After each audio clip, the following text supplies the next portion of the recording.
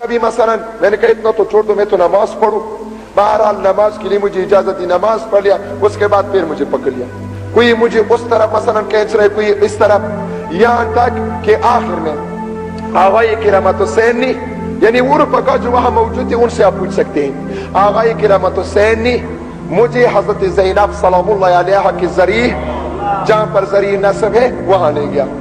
اور مولانا صفدر حسین صاحب کو بھی وہاں لایا. اس کے بعد حافظ ریاض کو بھی بلایا, دوسرے اور رفقا کو بھی بلایا, اور کہہ دیا کہ اب امر تم دونوں میں ہے, یا تجھے قبول کر یا تجھے.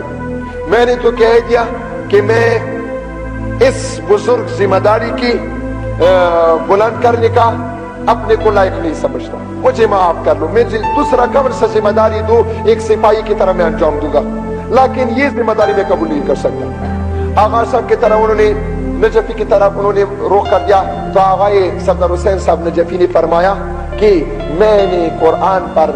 حضرت آیت اللہ طاہری سے استخارہ کیا ہے, میرے لیے استخارہ منع آیا ہے, میں کبھی اس ذمہ داری کو قبول نہیں کرتا. تو اس کے بعد کرامت حسین نے کہہ دیا, اور دوسرے علماء نے کہہ دیا کہ جب وہ قبول نہیں کرتا تو تجھے خواہ قبول کرنا ہے. میں نے پھر کہہ دیا, میں نے کہا اچھا جاؤ, میرے دو بزرگ ہیں جن کی تقوی, جن کے فضل پر سب مجھ کا نہیں بلکہ ہم وہاں کے سارے مومنین کا اعتماد ہے, مولانا سید محمد بشیری نجفی اور مولانا شیخ علی مدد نجفی. ان دونوں کو بلاؤ, اگر انہوں نے اس بات کی تائید کی تو پھر ٹھیک ہے. میں تو اس لیے ان کو بلاتا تھا کہ ان کو میں نے کل رات بھی کہا تھا کہ تم مخالفت کرو, کیونکہ اگر میں تجھ سے جدا ہو گیا تو تمہارے لیے بھی مشکلات ہوں گی. بہرحال وہ دونوں آ گئی. آغائے سید محمد بشیری نجفی نے کہہ دیا کہ حالات ایسے ہیں کہ چونکہ تجھ پر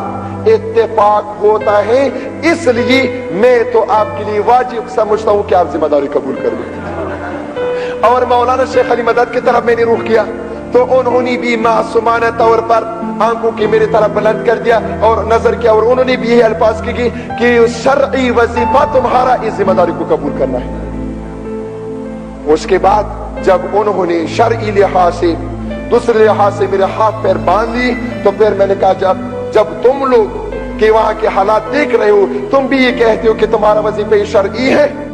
تو پھر تو میرے لیے مانیہ نہیں ہے, ابھی میں خدا سے مدد, اہل بیت سے مدد مانگتا ہوں. پھر اس کے بعد ہم باہر آ گئی. مولانا بعد از تلاوت مولانا صفدر حسین صاحب نے جن حضرات نے ان کا نام لیا تھا ان کا شکریہ ادا کیا, اور انہوں نے کہہ دیا کہ میں بھی میرا نام لیا اس کا تائید کرتا ہوں. اس کے بعد صاحب نے خلاصہ مجھ پر اعتماد کیا. میں خدا شاہد ہے, اب بھی میری قیادت بما ہی قیادت, میں اس سے کوئی دلچسپی نہیں رکھتا, اور میں یہی دعا کرتا ہوں کہ خدایا ملت میں ایسے حالات پیدا کر لے کہ کوئی دوسرا شخص جس پر ملت کا اعتماد ہوئی ذمہ داری مجھ سے لے لے, اور میں ایک گمنام سپاہی کی طرح پہاڑوں کے پیچھے وہاں پر ملت محرومہ کا خدمت کروں. اب آغا میں نہیں چاہتا خواہش کے جناب, تو اب میں اس خط کے لکھنے والے سے عرض کروں گا کہ اس تحریک کا بانی آپ سب کو معلوم ہے, قائد محبوب مرحوم حضرت علامہ مفتی جعفر حسین علی اللہ مقامہ, جنہوں نے بکر کنونشن میں اس تحریک کی بنیاد ڈالی. یہ سب مانتے یا نہیں مانتے؟ اسی مرحوم کے زمانے میں اس تحریک کا ایک آئین بنایا گیا,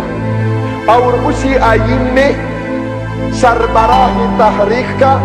انتخاب کرنے کا طرز و طریقہ بیان کیا گیا ہے. تو میں آپ سے پوچھتا ہوں کہ آپ اس امام باڑے کا آپ کا جو انجمن ہے, میں آپ کی اس انجمن پر پراچنار میں بیٹھ کر یا آپ کا ایک لڑکا بھی اپنے ساتھ ملاؤں اور انجمن بناؤں, میں کہوں کہ یہاں کے انجمن یہ آپ اس انجمن والے ہیں, آیا یہ صحیح ہے؟ آپ مجھے جواب دو. تو اس تحریک کے لیے سربراہ جو بھی آئے گا اس آئین کے دروازے سے آئے گا. خواہ وہ مثلا میں نہیں کہتا, میں جو بھی ہوں اس تحریک کے بنے ہوئے آئین پر جو آئے گا وہ صحیح ہوگا. ہم اور حامد علی شاہ صاحب کے مقام میں کسی قسم کا ہم حرف نہیں رکھتے اس کے تقدس، لیکن مسئلہ یہ ہے کہ یہ راستہ جس راستے سے وہ آیا ہے اخلاق کے لحاظ سے موجودہ دور میں جو تنظیمی ہے ان تنظیموں کے لحاظ سے وہ طریقہ صحیح نہیں ہے۔ صحیح طریقہ یہ ہے کہ جس طرح اس آئین میں تعین کیا گیا ہے کہ مجلس عاملہ اور مرکزی کونسل بیٹھ کر متفقہ طور پر کسی کو منتخب کر لے۔ اب اس کے بعد مرضی آپ کا، اور اس کے علاوہ میں تو یہ کہتا ہوں کہ ابھی ان باتوں سے ان کا چھیڑنا، چونکہ مثلا میں بھی کہوں، میں بھی یہ کہتا ہوں کہ میں صحیح ہوں اور آغاثہ بھی کہتا کہ وہ صحیح ہے، پاس یہ کہ کس طرح ہوا کون ہے ان سے کوئی فائدہ نہیں ہے، ابھی دو دڑی پیدا ہو گئے۔ اب آپ سے میں یہی گزارش کروں گا خط لکھنے والے کہ آپ کوشش یہ کرو کہ کس طریقے سے یہ اختلاف برطرف ہو جائے، کس طریقے سے ملتے جہاں پر یا ایک پلیٹ پر جاؤں، وہ آغا سید حمید علی شاہ کے سب تحت ہو، رہبری کے تحت ہو، یا زید یا عمر یا بکر، میں نہیں کہتا میرے زید، آپ اتحاد کے لیے کوشش کریں۔ خداوند متعال ہم سب کو، ہمیں جو خامیاں ہیں، کمزوریاں ہیں، پہلے ہمیں اپنی اپنی کمزوریوں پر آگاہ کرے اور پھر ان کمزوریوں کی برطرف کرنے کی توفیق عنایت فرمائے۔ والسلام علیکم ورحمۃ اللہ۔